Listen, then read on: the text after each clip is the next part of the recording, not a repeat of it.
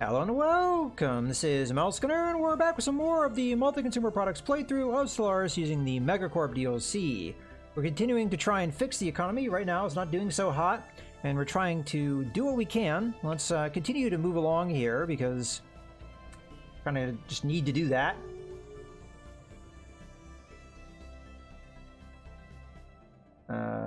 Okay, that's good for us. Okay, so what do we do here? I mean, I'd like to continue to build up my fleet, but I'm not sure that's going to really help me at the moment. One thing I am going to check. How are we doing now? Still superior. I think we have to put on the brakes for that because it's just going to ramp up the cost to me. Is there any edicts I can use here to help me? Capacity overload. We can just afford it. Okay, that will solve one problem. We're already doing this, so it's really scary that we're running into a deficit with this inactive. We've got 6 more years on that. About 5 more years on that. We're not going to have enough influence to run this when it comes, so this is really maybe dumb, but I am going to do it because I just having 2 deficits at the same time, just not, I think, being a good for us. We are going to go that route. And this should alleviate the problem almost immediately. Yeah, it did. By quite a margin. So that means that we can come back and we can change our population around a little bit more freely to solve our mining and food problem. So I'm going to go ahead and remove a clerk here. Really have to hit this quite a few times to get that to happen. Okay, so we should be maxed out farms, mines, and technicians. Okay. So some of our energy credit production is going to drop a little bit. Let's just make sure we're producing everything we can here. Seems like we are. How are we doing on jobs and housing? All right so far. Okay. So you...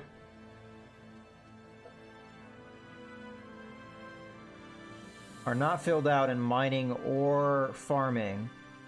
And we could solve both of those. Well, first just open that slot. That immediately solves that. And then we'll get some of our slug people into the farming.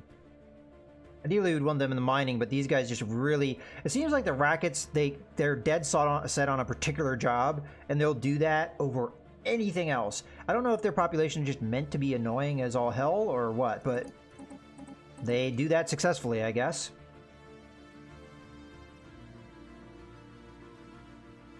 Alright, so in theory, we may have just solved both of our problems right there. We will lose some energy credits, but we should be positive everywhere else, and that will allow me to do other things. What do we just have? Oh, they insulted me. Okay, so I think this is giving me a good idea that they are probably going to be hostile as soon as their war is over, and they're ready to go another time, because if they're throwing this at me, we're kind of at that point, so... in my mind, so we have to get ready for it. Fixing the economy helps.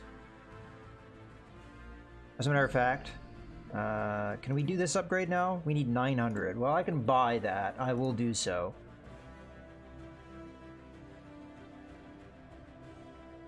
We'll buy 500 minerals. These have been going up in price, probably because I've been consistently buying them. And then we kind of need this, so I'm going to go ahead and do it. So, planetary capital.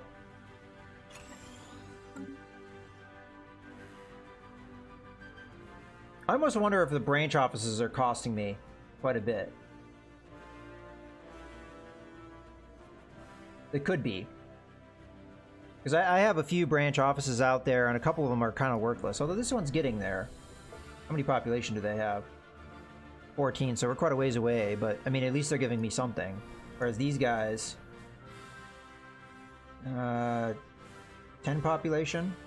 That's not too bad either. I guess in the grand scheme of things.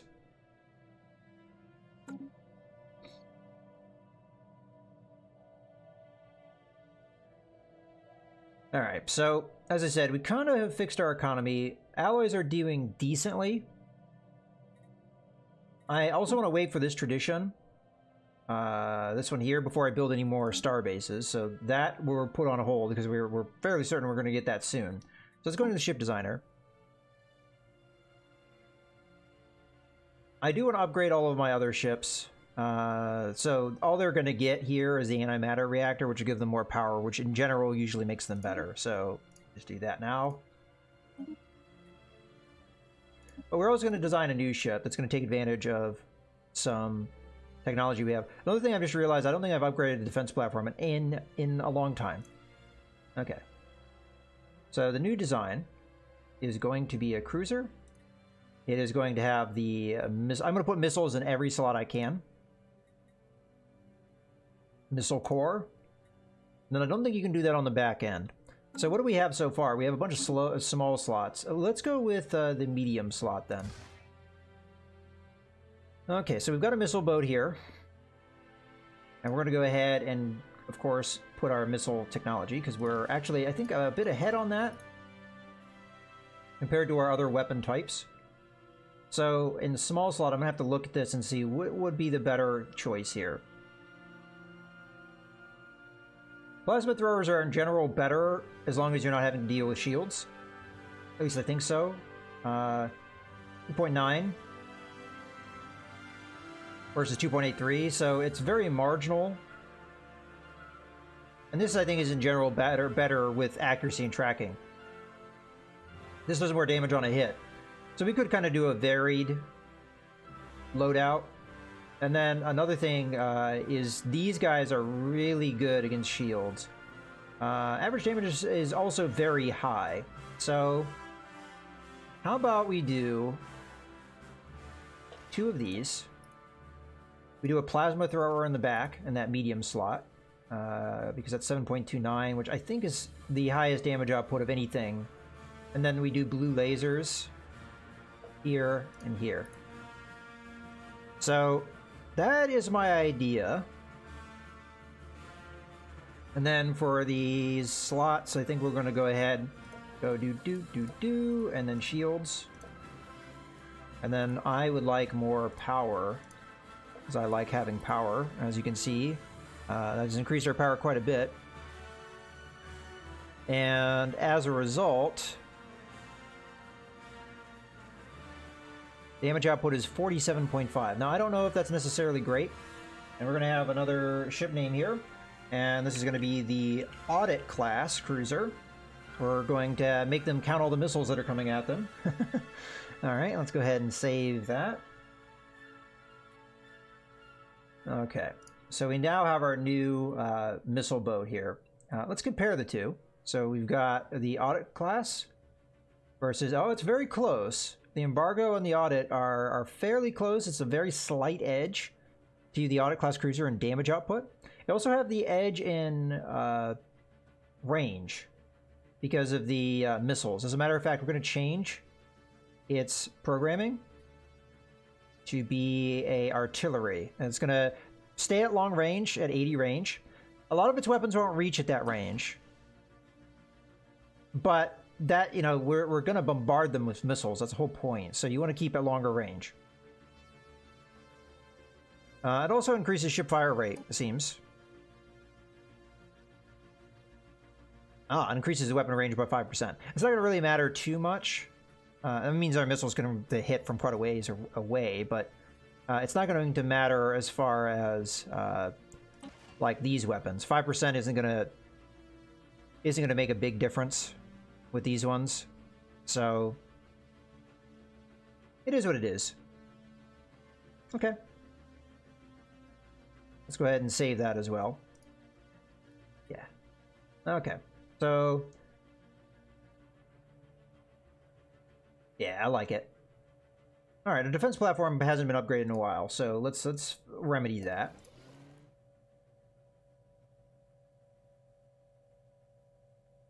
That's the best tech we have.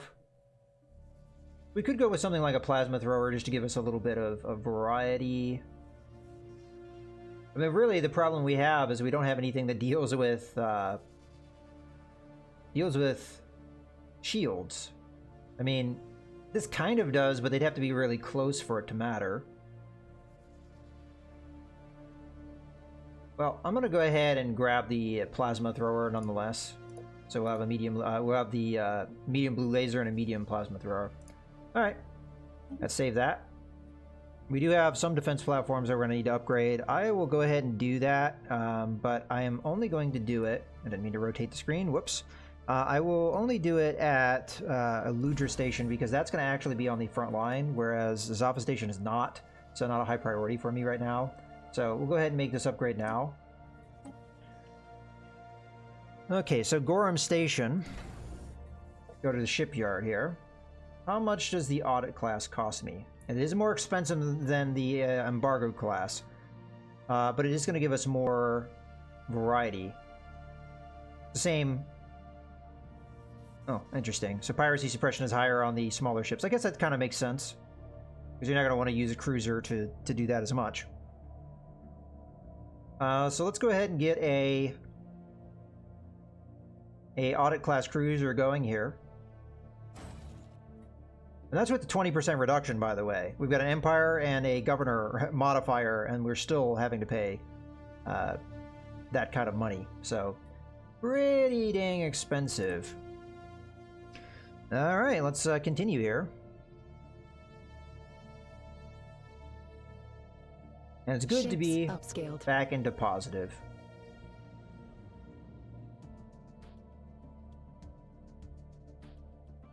But I do have to be careful because the energy credit thing, it's only going to last so long, you know, so take it while you can. All right, so we do have another upgrade, of course. How much is that going to cost me? Quite a bit. Upscaling complete. We've got 14. A system has been surveyed. We've got 14, 13, 8. If I remember correctly, I was going for a 2-2 parity, but that's fine. Okay, so Gorham Station, you finished the one ship, which is our first audit class. We're going to go over to the system, and we probably could build another one.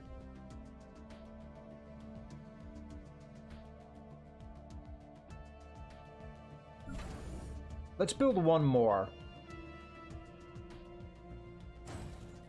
And then I'm going to probably hold off on it for a while. How are our one friends doing? I know all we did was build one ship, and it's probably not going to mean much, but yeah, still superior. Well, we're getting there. With overwhelming, you don't know how much further ahead they are. You just know it's a lot further ahead. Now we have superior, we know we've made some difference, so we can try and get there.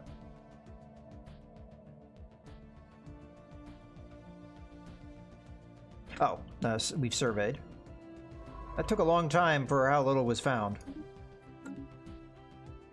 I guess there was a lot of traveling. Oh, somebody died. Alright, let's take a look at that. Alright. So that was my one guy that was the Manic. So, oh, we can get another one. 51, which is a little bit of a problem, but this is such a good bonus. Unless, of course, we want a specialization. Would a specialization help us right now? In general, I think that's a bad idea, though. So let me just really quickly look at the technology. What are we doing? We're doing this. Voidcraft. Okay. So with that in mind, let's go ahead and take a look at the leaders. Okay. So we do have 2 people that have Voidcraft. We have one that's fairly young. So we could go for that and just take that 15% bonus on the technology we're right now doing. The problem is that this is just in general always useful. So I think you take the thing that's always useful rather than the thing that is only sometimes useful if you can get it. So that's what I'm going for. Oh, I actually have to go in here and do that. Okay. So unfortunately, we're going to be at a smaller bonus here because this guy's very low level. What we could do is we could transfer them, but honestly, it doesn't make a whole lot of sense. We're 2 months away from that, so that's actually going to help us quite a bit. Alright, well, let's continue.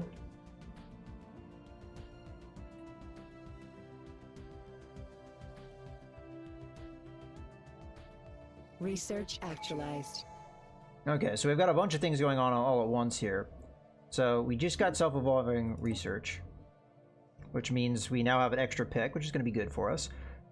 A bid for... So this is going to give us a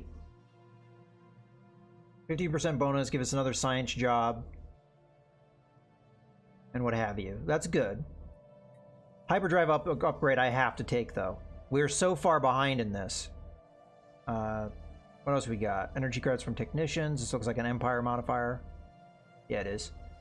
And then another set of Empire modifiers. This is so important, though, because, again, we've been so far behind on this. So, yeah. Okay, and then you... I want to see what the other tech was, just so I remember. Ah, that's actually pretty important, too. Okay, create a resort world with careful study devoted by landscaping, climate control, and the science of fun. Construction of entire worlds dedicated to leisure can be made possible. Okay, interesting. Gene modification, probably pretty good, because we can give our various races in our empire extra traits. Research system from jobs, 5% bonus across the empire. Wow, these are all amazing. Or this, what does this do? Okay, it gives us society and unity and some trade value. Could be an upgrade to a building we already have. Not positive on that. So this is actually a pretty tough call. If I remember correctly, gene modification is pretty expensive, though. Whereas this is just going to be feeding right into our economy. I feel like I have to go with this because our economy is fairly important. We are a MegaCorp after all. But I feel kind of bad that I'm not taking this, but what the hell. You only live once. Have fun with it. Although I should have built the resort planet, right? Alright. Upscaling complete. Oh. Tradition. What am I doing? We want this. Yes. Okay. So that means that I can upgrade stations more on the cheap. Go ahead and send you back over. And with that in mind, we want a Ludra station. I would do this primarily... Oh yeah, that really dropped the cost big time. Alright, well that's a consideration. Right now we don't have a lot of alloys, but it shouldn't take us too long to get that. But yeah, this is one of our choke points. This is one... another big one would be up here at this station, which we kind of already want to upgrade. And that would be a cheaper one for us to upgrade as well. Again, I don't know why I clicked there. It's now at 335, okay. So maybe prioritize that. I could grab the trade value here and then just start building up some of the defenses here, because this is going to be a pretty important choke point for us, because the enemy is going to come from here and here.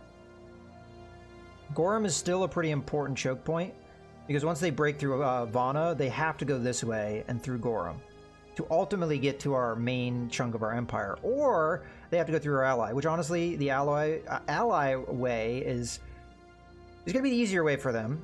In that case, Zaffa Station actually does matter, so we would want to upgrade that defense platform and probably get more. But for right now, we're looking at a pretty good position, I think, from the standpoint of having choke points and being able to fortify them. But yeah, I mean, that's what we're looking at. We have a more powerful enemy who has more powerful alliances. Hopefully we can... Let's take a look at who likes us. So, Mandate of Loken. Can't join our federation because they're in a war still. And that war has been lasting a while. How's that war going? Okay, continuing to get a lot of exhaustion on their end. I'll look at the actual planets held and all that stuff in a second. And these would be our other main ally, perhaps. And there are ways away from accepting this.